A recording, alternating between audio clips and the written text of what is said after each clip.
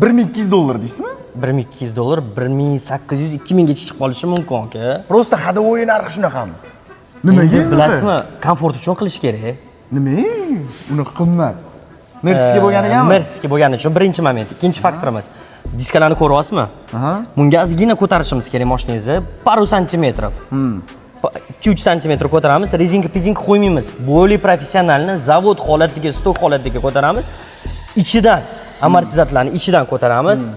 Условно keyin ходовойlarni mers qilamiz, plovshi mayda-chuyda detallarni qo'yamiz.